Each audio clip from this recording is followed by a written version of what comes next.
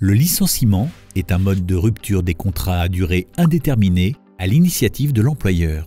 Il implique un processus précis et structuré.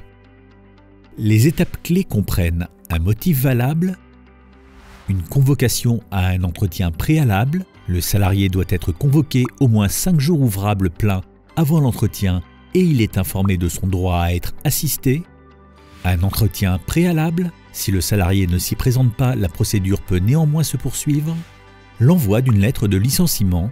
Suite à l'entretien préalable, l'employeur envoie une lettre de licenciement dans un délai minimum de 2 jours ouvrables pleins à compter du lendemain de l'entretien.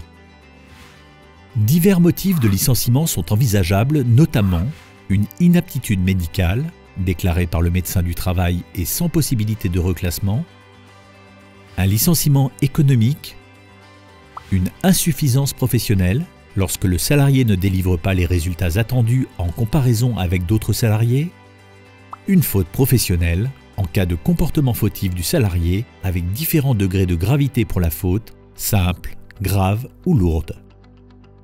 Suite au licenciement, le salarié a droit à une indemnité pour ses congés payés non pris.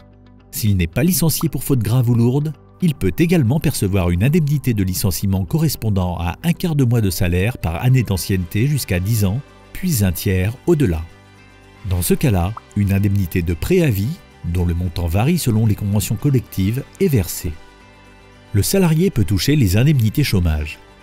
Certains salariés bénéficient de protections particulières, comme les femmes en congé de maternité ou les élus CSE. Il est enfin essentiel de consulter la convention collective applicable, car celle-ci peut prévoir d'autres procédures ou des indemnités plus avantageuses. Pour plus d'informations, n'hésitez pas à nous contacter.